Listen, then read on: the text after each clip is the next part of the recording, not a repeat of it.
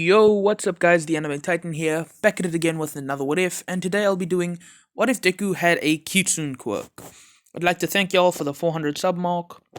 I checked some of y'all comments on the previous video, the What If Naruto had Iron Sand release, and I am liking some of the names that you are giving. So far there's been two of them. It's the Demon of the Iron Sand, and then I can't remember the first one. It was Iron Dragon or something like that. I do like them, but I'm thinking of a fusion name between those two because it is absolutely mind-blowing what you guys can come up with. Anyway, let's get into the video. Last time we left off was where Deku and Rumi had finished their fights and we were going on to round 2. So, round 2 will be Deku versus Todoroki. Let's jump in. Deku would be standing on the other side of the ring, staring down at Todoroki, with Todoroki doing the same. Flashback to when Deku was walking through the halls.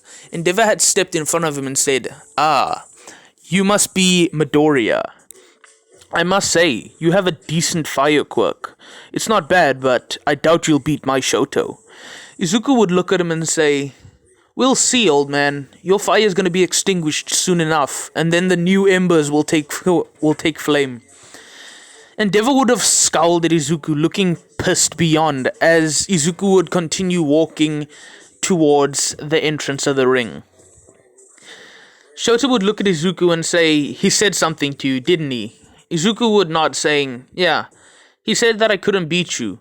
But I'm wondering only one thing, Todoroki. Where's your burning spirit? You want to be a hero, but I see no fire in your eyes. You don't have to use both your quirks to attack. You could at least use your fire to keep yourself from losing. 'Cause I know you get frostbite from your own icicles." Todoroki would look at Deku saying, "You think it's easy using that man's fire?" Izuku would look at him and say, "What do you mean that man's fire? So you're telling me you can only manipulate fire and your dad's the lantern that gives you the heat?" Todoroki would look at Izuku even more pissed now as Izuku would say, "Todoroki, you do realize that fire is from your body, right? It's your fire, your ice, not your parents' quirks. It's yours, dumb. So anyway, if you're not going to use it, we might as well start the fight." He'd look over at midnight as she'd say, "Begin." Izuku would immediately drop down to all fours as he'd blast towards Todoroki, fire flaring from his mouth. Not the front, but from the sides. Izuku would look like a rabid dog charging at Todoroki with foam made of extreme heat. Todoroki would send a glacier, but Izuku would launch himself to the air as he'd breathe out a torrent of flames, melting the ice. He'd land again and then charge further at Todoroki. But Todoroki's performance would be hindered. Hindered, you might ask? Yeah, the words before the fight had stung to Todoroki, and his pondering. Todoroki would constantly be thinking, is it true what he said? Am I just wasting my own potential by not using my fire? I do remember that Mom said it's my quirks and that I want to become a hero. I lack the drive now because of my father, but is it the truth? Izuku would have gotten up close in the moment of distraction that it took for Todoroki, as he'd launch a punch straight to Todoroki's face, knocking him back. Todoroki would get up, angered, as he'd launch icicles as well as glaciers towards Izuku, trying to freeze him in place and stop the fight there and then. But it wouldn't be as effective. Izuku would melt the ice or jump over the icicles. He'd be charging further and further, closer to Todoroki yet again. But that's when Todoroki would launch an all-out ice wall straight in front of him. Izuku would be punching through the ice yet again, scratching, clawing, shattering, melting, doing everything in his power to get to Todoroki. This would start frustrating Todoroki, seeing as he can't land a solid blow on Midoriya. Midoriya would keep going, scratching, clawing, climbing, kicking. Todoroki would be barely avoiding these, even with the training from Izuku. He'd still feel the punches and damage that comes from Izuku every time he kicks. Even after Izuku had told him to use his ice as a coat of armor, it still hurts, and it's frustrating to not be able to land a blow. That's when Todoroki would finally land a blow on Izuku. Izuku had just punched Todoroki, and Todoroki would do it. He'd launch a icicle into Izuku's stomach. Not a sharp icicle, just like, I don't know, a ball of ice, knocking Izuku back to the other side. Izuku would then get up, saying, "First hit of the match. Well done, Toda." Todoroki would look at Izuku yet again as he'd say, "How are you so fast? How can you continue on with such a drive?" Izuku would say, "Because I want to be a hero, and I'm not going to let my dream drop. Just because of some stupid bullies or some stupid people telling me what I can and can't do. My quirk isn't necessarily built for being a hero. If I wanted to be, I could have become one of the best villains. I could have easily tricked the pros with my clones. They wouldn't have had a clue who was the real one. But I became a hero. Every quirk can be a villain's quirk. And every quirk can be a hero's quirk. It's how you use your quirk." Todoroki would look down at his hands as an ember would start to form. He'd finally realized it. It's his choice, what he wants to do with his quirk. It's not what Endeavor wants. It's not what anybody else wants. It's what he wants. Todoroki would smile as he'd look up at Izuku, saying, "You just made one of the biggest mistakes today." Izuku would smile as he'd say, "Actually, I didn't. You forgot I'm a pyrokinetic. So, unlike you claiming that it's your dad's father's, I can actually take charge of those fire." Todoroki would smile as he'd say, "I don't need them to beat you, but I'll use them. Just to show that I'm actually not going to falter." Todoroki would then launch a torrent of flames at Izuku. Izuku would hold out his hands, and the flames would immediately wrapping around his body in a similar fashion to Luffy's Gear 4th Snake Man. Whenever the steam wraps around him in like the snake-like form, but it doesn't matter now. Izuku would then run back at Todoroki with the fire still wrapping around him, as he'd hold out his palm, flick his palm forward, and the fire would launch straight towards Todoroki. Todoroki would raise an ice wall as he'd quickly slide away from behind it, trying to flank Izuku. As soon as he'd exit the ice wall, he'd then launch another glacier of ice towards Izuku. Izuku would smile as he'd say, "Now you're getting into the swing of things," as he'd avoid the glacier and launch a fireball at Todoroki. Izuku would be doing flips and acrobatic movements like, I don't even know what, bro. All I know that acrobats do is flips, cartwheels, and stuff like that. Izuku would be showing exactly how much better he is than Todoroki at fighting by avoiding the icicles like it's just a toy. Not a toy, but, I don't know, a balloon coming at him in slow-mo. Best way to describe it. So anyway, Todoroki would constantly try to bombard Izuku with ice. Icicles flying through the air, fireballs, but Izuku would either dodge or counter. Todoroki would then decide that he needs to put everything into a single attack in order for him to be able to do anything to Izuku. He'd then initiate the flash fire. Well, y'all remember that attack when Todoroki and Izuku collided? Only this time, Shoto is slightly stronger, so y'all can expect the man to stay standing after at least 2 of those. Just barely standing after 2 of those. It wouldn't be as powerful as in canon, because he didn't want to use everything in one go, so he let off a smaller version of that straight towards Izuku. The wind pressure would actually catch Izuku, as Izuku would be sent skidding towards the edge of the ring. However, Izuku would quickly dig his claws into the ring as he'd get back up, saying, "Alright, now you've asked for it." Izuku would quickly make clones that would charge at Todoroki, as Todoroki would quickly flash freeze the ice, but Izuku would have jumped into the air alongside all of his clones. Izuku would then smile, saying, "Toda, you used that in the first round. You didn't think I'd fall for you'd use that in the cavalry. You didn't think I'd fall for the same trick twice, right?" All Izuku and his clones would then land on the ground on all fours as their claws would dig into the ice yet again and charge straight at Todoroki. Give me a second, guys. All the clones would charge straight at Todoroki in a nightmarish fashion as you'd see 9 Izukus barreling down on Todoroki. Todoroki would have been in a daze, in a confusion. Just like Mirako in the Heroes vs. Villains, Todoroki would be suffering. He doesn't know where to hit, where to block, and Izuku would be landing barrage after barrage. Todoroki later on decided that he needs to do something quick. He'd quickly cover himself in a layer of ice. Not a thick layer, but there'd still be space for him to move his joints. Todoroki would now look basically like Iron Man, but with ice. Izuku would smile as he'd say, "Okay, so you've decided to go with the tricks that I taught you. Now let me see if I can counter them." Izuku would then back up and the clones would disappear as he charged straight at Todoroki yet again. Todoroki would try to do something, but then he'd realize that the ice is covering his hand, which means he can't launch a glacier or fire. He'd have to go in for hand to hand. Izuku would have been right in front of Todoroki now, as the two would start a fearsome hand-to-hand fight. Izuku would be blocking and avoiding most of Todoroki's punches, with Todoroki's ice armor tanking most of Izuku's punches. Light cracks here and there, but nothing too serious to the armor itself. Izuku's hands, however, would be a different story. His hands would be freezing and would be turning red because of the ice and the impact. Izuku would then decide that, you know what, I'm gonna amp it up. His hands would then burst into flames as he'd continue punching at the ice, this time inflicting more damage to the armor.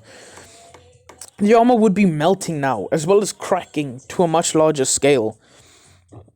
Todoroki would then back away as quick as he possibly can, and then tell Izuku, "You know what, let's finish this in one final go, because I don't see this fight going anywhere. We'll just have to try to outmatch." Izuku would nod as he would make a massive fireball in his hands. The fire would continue to grow and grow in size as it would be increasing in magnitude and so much more. Todoroki would then start emanating fire from his one side. Oh fuck, my body's denying me the chance of oxygen. Yes. Has your body done that? I doubt it. But anyway, Todoroki's one side would flare up in a massive flare as the other side would start freezing. Todoroki would then launch the flash freeze fire, and Izuku would launch a fireball the size of a car. The two attacks would almost collide before Cementos would throw up two walls. Not even two. Cementos would throw up 4 walls, but the attacks would still collide, and the impact from the heat and the ice would have caused what seemed to be a miniature tornado, flinging sharp stones around, which came from Cementos's walls, and it would impact the entire arena. The tornado would subside after about a minute, and the dust would slowly begin to clear. And what we'd see is a bloodied Todoroki because of all the stone shards just outside the ring, and Izuku with barely any shirt or form of clothing left besides, well, shorts, which used to be long pants, digging his claws into the ring, barely in front of the outline. Midnight would then rush over as she'd announce that Izuku Midoriya is the winner of this round. Alright, so give me a second, guys, I want to check something. Rumi would quickly rush down to the entrance as well as the medic team, checking on both of her classmates. Shoto was unconscious and had small amounts of cuts. Izuku was filled to the brim with small cuts, leaking blood, but he was still conscious. Izuku would start walking barely to Recovery Girl's office as the crowd would erupt in cheers. It was a fight, an explosive one at that, nothing that they'd ever seen. And it had ended with one of the most dramatic and overpowered explosions that they had witnessed in UA history. Izuku would have crawled his way over to Recovery Girl's office, not literally, I mean just limping and struggling over to Recovery Girl's office. As he would have walked in, he would have seen Todoroki with a smile on his face. Todoroki had gone dark with a smile on his face. The happiest smile that Izuku had seen from Todoroki thus far. Give me a second, I've got an annoyance trying to ask. Izuku would have been really, really happy seeing Todoroki with a genuine smile on his face. It's something that the class hadn't witnessed. Recovery Girl would look at Izuku as she'd bonk him over the head with her cane, telling him that, "You two idiots did something really stupid. If it wasn't for me, you'd be in the hospital for at least a week trying to recover from these injuries." Izuku would smile, saying, "Thanks, Recovery Girl," as he'd quickly dig into what's left of his school uniform, well, his gym uniform, as he'd take out a box, well, not a box, but a chocolate which had melted by now, but still handed over to Recovery Girl, telling her that this was the thank you, and he forgot that it was in the pocket. He didn't expect it to get this damaged, but he'll get a better one next time.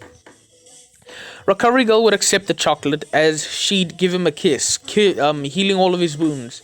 Izuku would walk over to Todoroki as he'd write a note telling him that it was a good fight.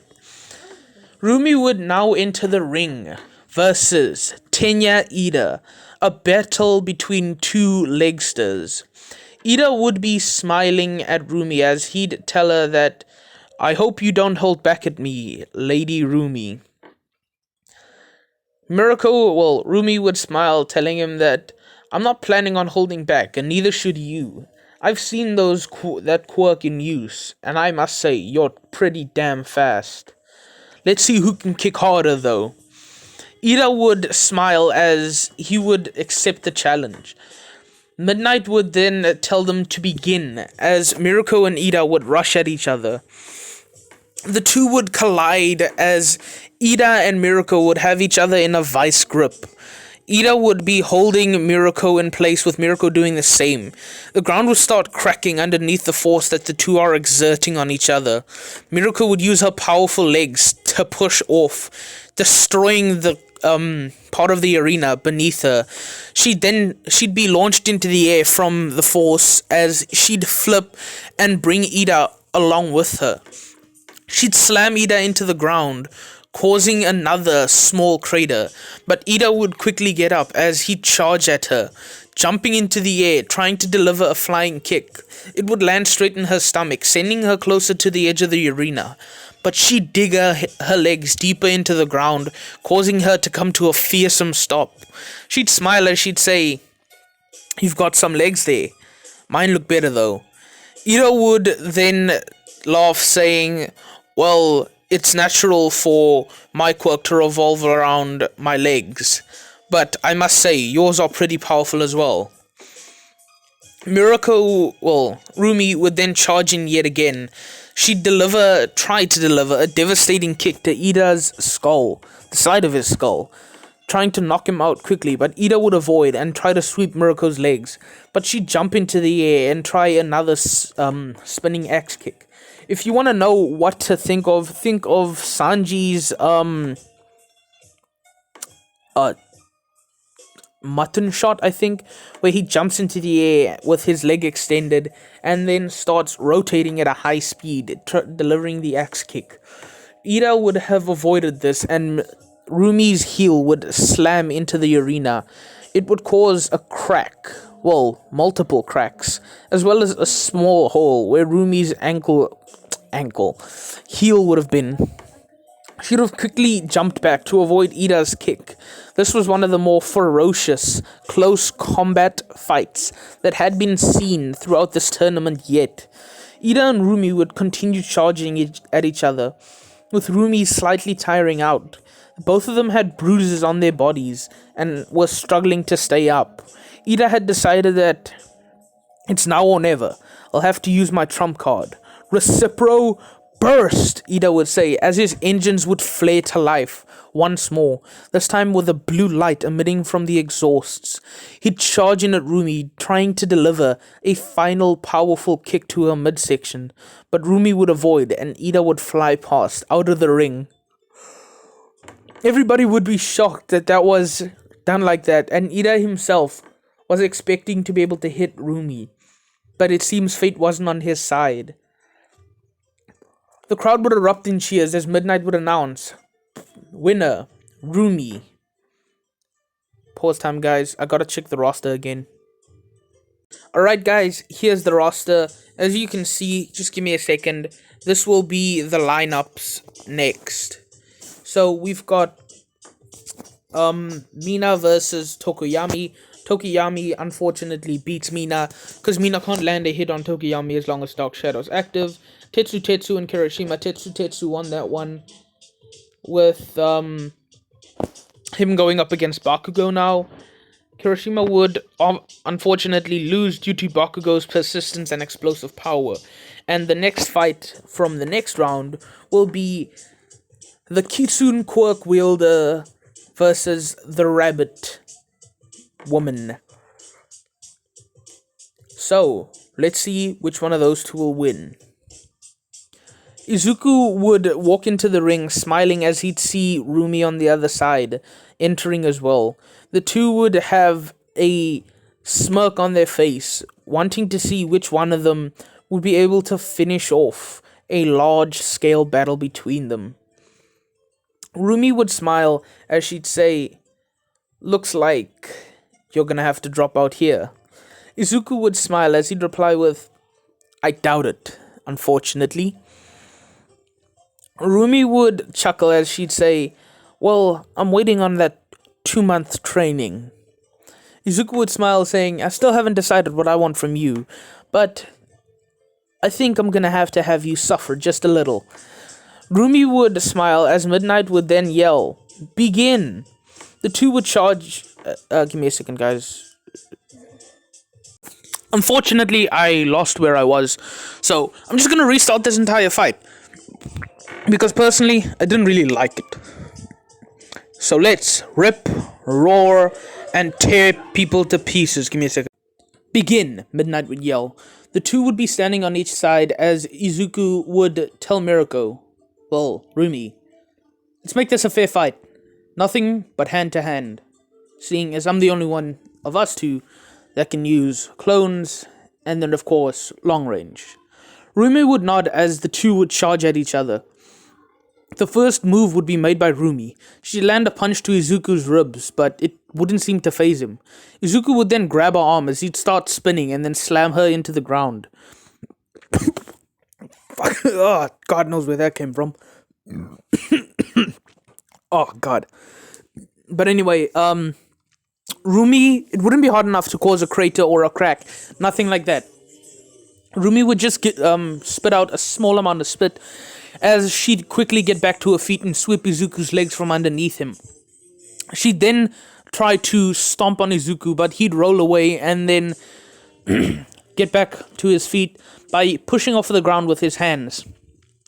He'd then charge in at Rumi once more, this time faking with a right hook and then delivering a sweep kick, causing Rumi to fall onto the ground this time. Izuku and Rumi would have been at this for quite a while, with each countering each other's attacks and constantly avoiding and taking blows. Izuku would have had multiple bruises across his body by now, from a bunch of fearsome kicks, as well as punches from Rumi. Rumi herself was no short on any bruises or blue markings, seeing as Izuku does hit considerably harder than her. Izuku would smile as he'd tell Rumi that they should probably finish this soon, because he doubts that either of them could hold out for really long. Rumi would nod as she'd charge in with a devastating right hook, but Izuku would do the same.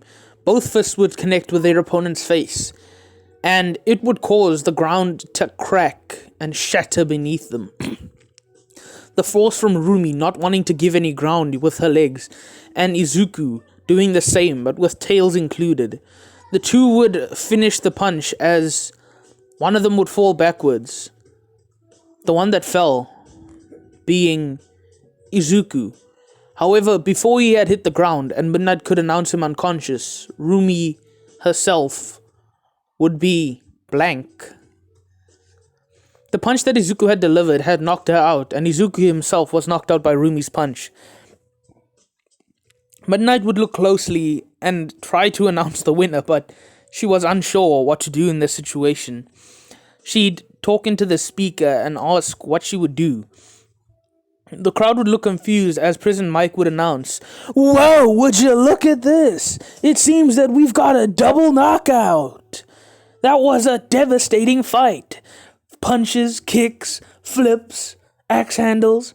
Everything was thrown out in that battle. They fought tooth and nail to see who would win. And it seems it's a draw."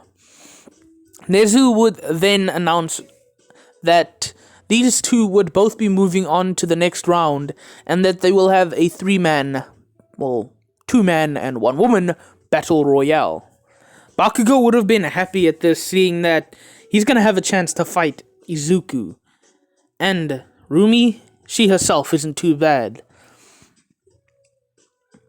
President Mike would then announce that, "Okay, we're gonna give it at least half an hour break time to ensure that all competitors can recover." 26 minutes. What do y'all think? Do you think I should keep going? Nah,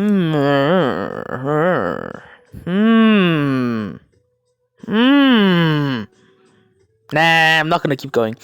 Let's, instead of continuing with the fight, have a bit of a flashback to the training camp. Izuku would have been standing next to Rumi, as he would have shown her a bunch more ways to use her fighting style as well as quirk effectively. Rumi would have been randomly flailing around punches and kicks, but Izuku would have told her to focus on her center of gravity. We see Izuku holding down Rumi's arms in a certain position. Rumi's arms would have been closer to her body this time, and her legs would have been lower to the ground, knees bent in a more authoritative and powerful stance. Izuku would then put his hand on Rumi's waist as he would move her to the side, moving back one of her legs, giving her a more, wider swing range when she'd go in with a kick. Izuku would then tell her to go in for a kick, which Rumi would, and the kick would deliver a devastating force that actually cracked the boulder in front of her. Izuku would then smile, telling her that if she keeps practicing like this with both sides, she'll be good to go in no time. Izuku would have then walked away, but he wouldn't have noticed the blush that Rumi had on her face. She would have thanked him mentally and hoped that she could repay him someday for the kindness and care that he's showing. Izuku would then continue on with the rest of the students, giving them all pointers. He would go to Todoroki, giving him the pointer on the armor. He would go to Aoyama and ask him how far his naval laser has come. Aoyama would say he could use it for about 1 minute and 30 seconds now, which is much better than he previously could. Izuku would tell him to keep pushing, and everybody would just be improving underneath Izuku's tutelage. Izuku would have told Bakugo that he should try to expand his sweat glands. Bakugo would look at him confused as Izuku would say, "Think of it this way. If you could produce more sweat, your explosions are going to get bigger naturally, instead of trying to force your hands." Bakugo would agree, as Izuku would basically start a fire and start boiling water on top of it. Everybody would be confused as Izuku would tell Bakugo, "Keep your hands above that." Bakugo would nod as he would maintain his hands above that for at least 3 hours. His sweat glands had expanded considerably, and everybody was thankful to that of Izuku.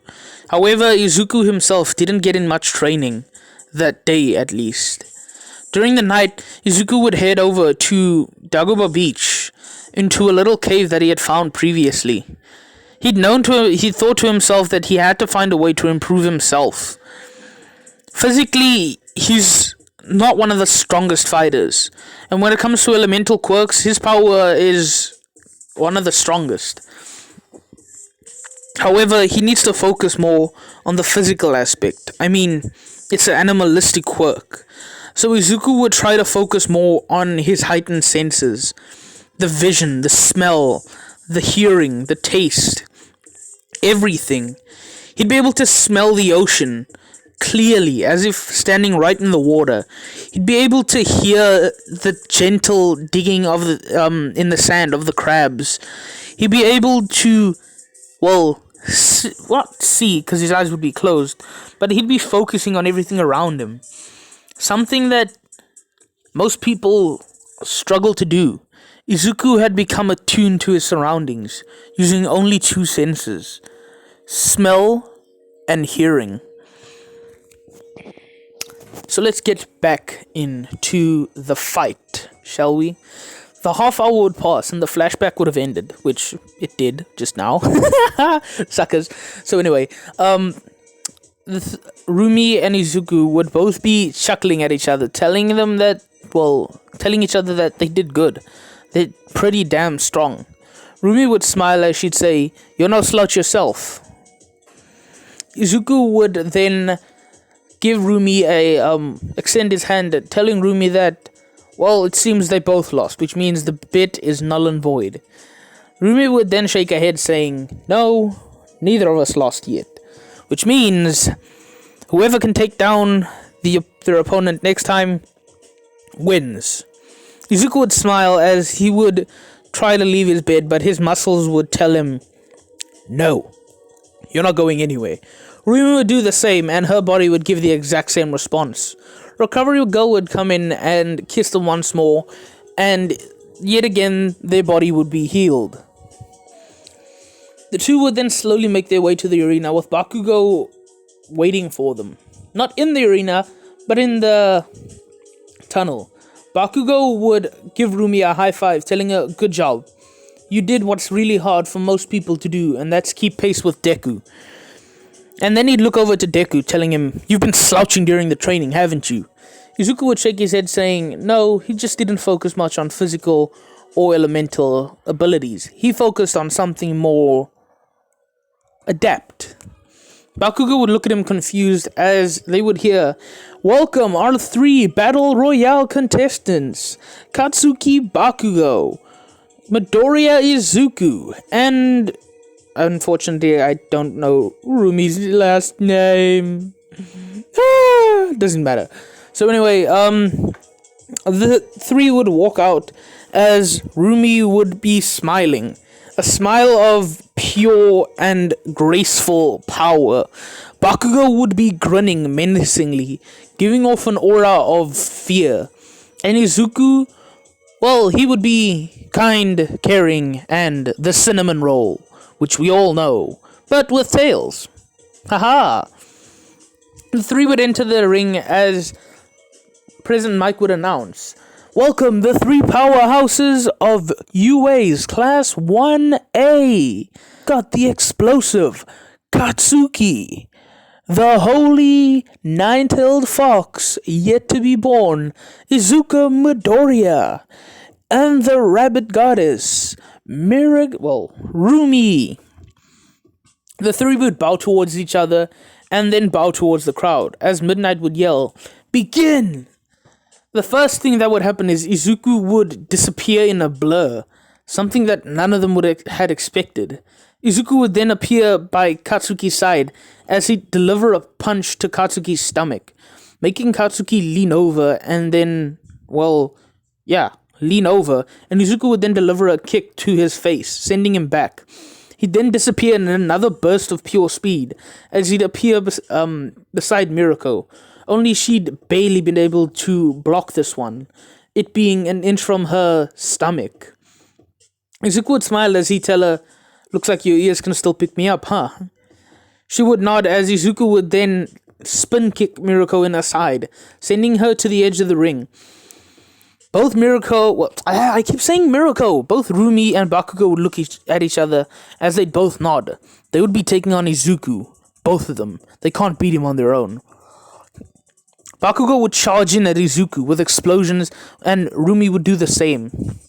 Izuku, however, would be prepared for this. As Bakugo would send an explosion with his right palm, Izuku would avoid it with a twirl, kicking Bakugo in his kneeing Bakugo in his stomach, and then deliver a sweep kick to Rumi, knocking her off balance, and then punching her in the side. President Mike would then yell out, "What is this? It seems that Midoriya was holding back against Rumi in the previous round. He's like a completely different monster." And for those of you that are wondering what is happening right now, it's the easiest way to state it. A wounded animal is a more fierce animal. Only problem is, if you're fighting a Kitsune, yeah, you're gonna get your ass handed to you twice before you even know what's happening. Izuku has basically fine-tuned his instincts to such a degree that he can only... It's hard for him because right now he's going solely on instinct. He's gone, in a way, berserk. Whenever an animal is cornered, they get feral and berserk. Izuku is berserk. Soon Izuku would grow a menacing smile on his face as he'd charge in at the two once more. He'd deliver a kick to Bakugo, causing Bakugo to spit out some blood, but he wouldn't stop there. Bakugo would then launch an explosion at Izuku, but Izuku would backflip out of the way and charge to Rumi, sweeping her leg once more and then punching her in the stomach straight into the ground. President Mike would wonder what's going on as Aizawa would... Well, Aizawa can't look closer, but Midnight herself would look closer, as she'd see Izuku's normally emerald green eyes have gone blank. They look soulless. They look like hunters. They look predatory, as if he's out for blood. Fumakage Tokiyami would then immediately yell out to Midnight, telling her, "Midnight Sensei, you have to stop Izuku now." Midnight would look confused as Suyu would then jump out as well, saying, "Yes, Midnight Sensei, Izuku has gone feral." Everybody in the crowd would, eyes would widen at this, as President Mike would ask, "What does this mean?" Aizawa would then explain that Izuku right now is fighting off of pure instinct, animalistic instinct. The barbarian kind. Even if you have an animalistic quirk, like Suyu and Tokiyami, as well as Mirako, it's only parts of your body is changed. But Izuku has more animalistic tendencies. His quirk hasn't fully developed yet. It's still developing, which means it'll get more powerful and Izuku will become more feral. Unless he finds a way to control this. My best guess is Izuku's unconscious right now. This would, shock everybody, including Bakugo and Rumi, wondering, what the hell, he's unconscious? Rumi would then look at Izuku. She'd catch a glimpse and see that his eyes are actually blank. Izuku's unconscious, and he's fighting at a level beyond that of human. Midnight would quickly rip off a part of her sleeve as her quirk would activate and head towards Izuku. However, it would have no effect, as Izuku would quickly set ablaze the gas that Midnight had released. That's when something odd would happen. Right there, in the middle of the ring, Izuku's fifth tail would have started sprouting. The tail would have grown out of nowhere, and Inko and Hisashi in the crowd watching would have known exactly what was happening. Inko would quickly run to Cementos and tell him to subdue Izuku now. Cementos would do as she said and put Izuku in a concrete box. This would, kind of make the crowd boo, as they'd ask, what the hell's going on? Cementos would then pass a mic to Inko, as she'd say, Rumi, Katsuki, get out of the ring now. The two would oblige, as they would quickly jump out of the ring, and the concrete box would then explode into pieces. Izuku's fifth tail had sprouted. It was swaying along the other four, and Izuku's flames, they were a dark green. A menacing green. His ears would have been fine-tuned to the slightest sound. The crowd would have been silent. His fangs would have been sharpened. His claws would have been out. Izuku looked exactly like a Kitsune. Not physically, but there is a bit more hair on Izuku, and he would be in a monstrous Kitsune pose. So yeah, if y'all want to know what's happening, you're gonna have to tune in the next pod. Anime Tidings signing out. Peace.